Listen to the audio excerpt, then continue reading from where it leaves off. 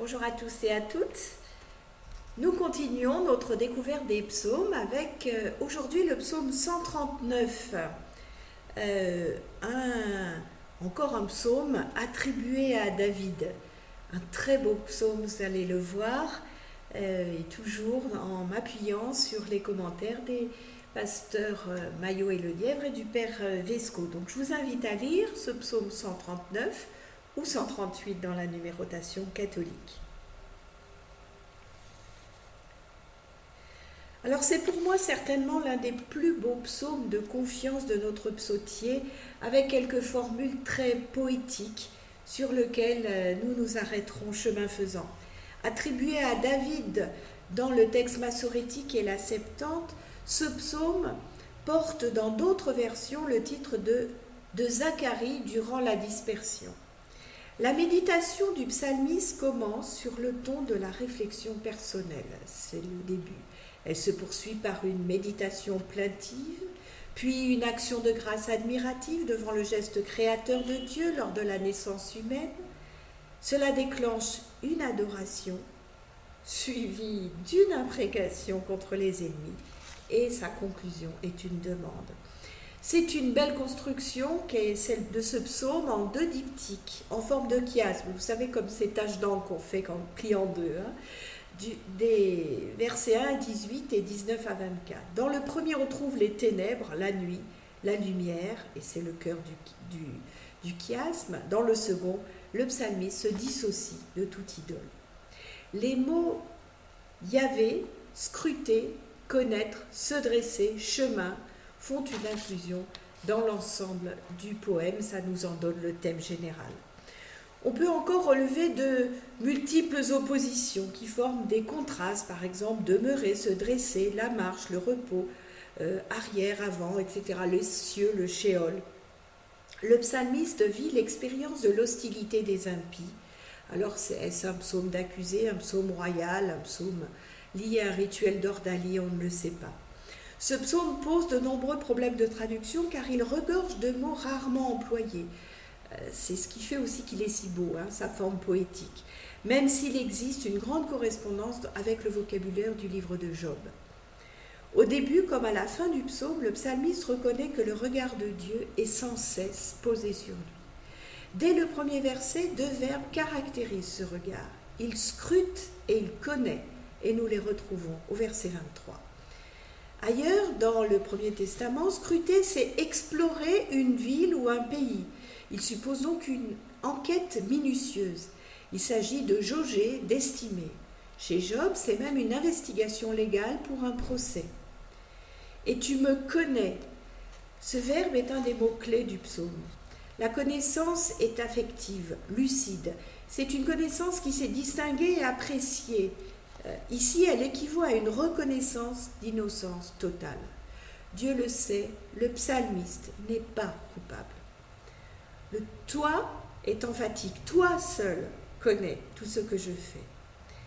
Demeurer, se dresser, s'asseoir, se lever, ce sont finalement toutes les activités de la vie quotidienne. Dieu connaît donc le psalmiste dans les moindres gestes de sa vie, même les plus habituels. Dieu comprend, a le sens de discerner le bien et le mal. De loin, préserve la distance entre Dieu et le psalmiste. Et le mot traduit par pensée est un araméisme qui ne se trouve qu'ici dans le Premier Testament. Ça dit la pensée, l'intention. Ma marche et mon repos, c'est un binôme de totalité, donc qui indique à la vie entière finalement du psalmiste. Tu mesures, ça signifie aussi passer au crible. Le sens habituel, c'est disperser, vanner. Le vannage, vous le savez, c'est jeter le blé par jour de vent et le blé retombe, la paille et la balle sont emportées, dispersées. Puis ensuite, on passe le blé au crible pour ôter toute impureté. Donc ça signifie bien tout le travail que Dieu a fait pour examiner la vie du psalmiste. De tous ces chemins, Dieu est donc familier. C'est à nouveau un apax, un mot qui n'arrive qu'une fois. Dans le psautier est un mot très rare dans l'Ancien Testament. Avant que le psalmiste n'ouvre la bouche, Dieu sait ce qu'il va dire. Il l'assiège de tous côtés n'a pas le sens d'hostilité ici, mais au contraire celui de protection. Dieu pose la paume de la main sur le psalmiste en guise de bénédiction, ou plus encore, comme dans le livre de l'Exode, au chapitre 33, au verset 22, Dieu protège Moïse de sa main pour qu'il ne voie pas la gloire de Dieu passer, donc pour éviter qu'il meure. La connaissance de Dieu dépasse le psalmiste infiniment. Il sait que Dieu est partout présent. Il ne pourra pas se trouver loin de son souffle, donc de sa vie, et de son visage, c'est-à-dire de son attention, de sa présence. Il est sous sa protection.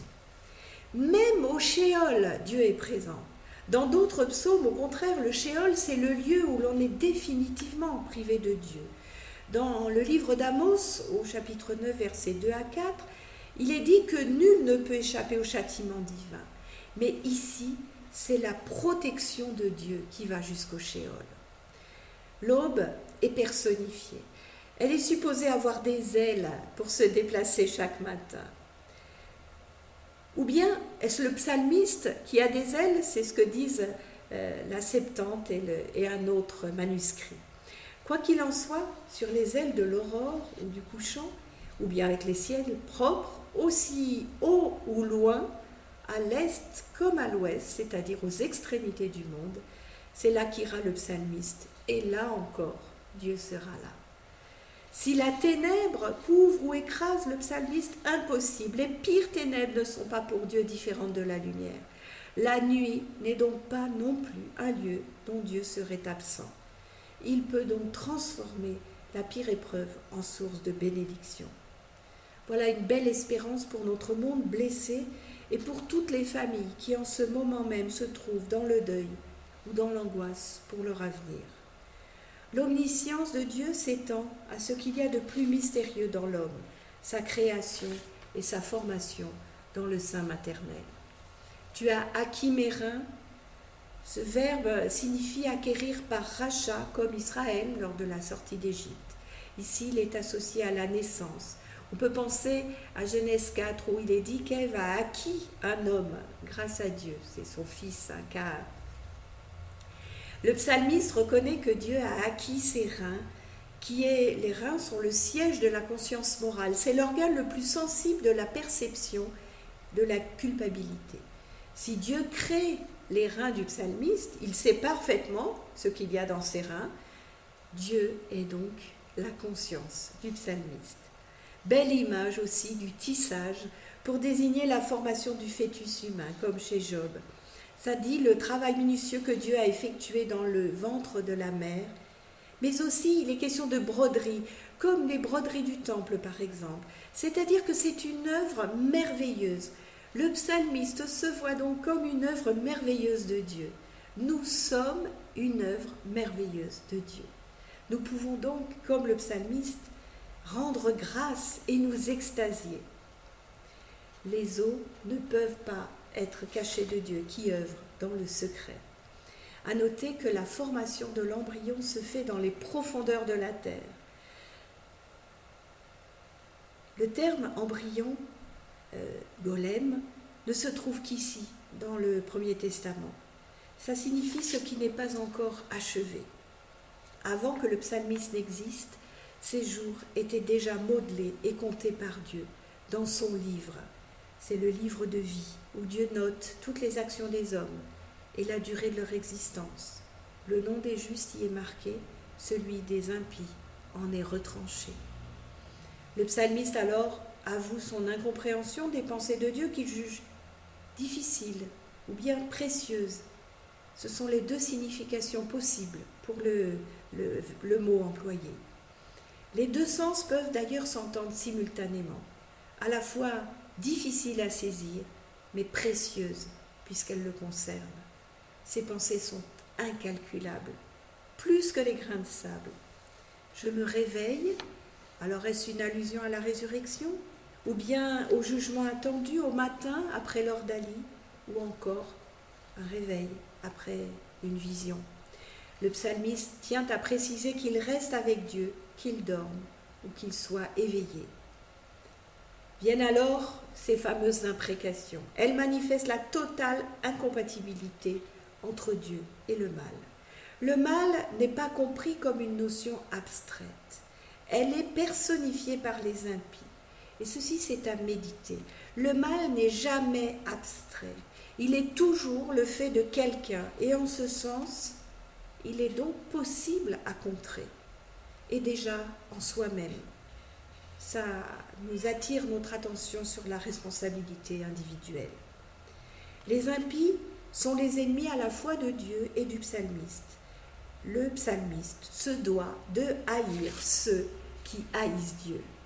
Alors là, il faut faire attention, on gare aux conséquences, sauf si l'on s'en tient aux imprécations et si l'on s'en remet à Dieu pour le châtiment. C'est donc ce principe de la rétribution divine qu'on a déjà souvent rencontré dans nos psaumes. Le psalmiste tient à réaffirmer sa parfaite solidarité avec Dieu contre le mal. Les inquiétudes sont les agitations intérieures du psalmiste. Dieu doit vérifier s'il y a en lui un chemin d'idolâtrie et éventuellement guider le psalmiste sur les chemins de toujours. C'est encore un apax, un mot qui se retrouve, une expression qui se retrouve seulement là dans l'Ancien Testament. Et cela s'oppose donc au chemin de l'idole. Il s'agit d'une voie d'autrefois, mais d'une voie bonne, celle qu'ont suivi les fidèles de Yahvé.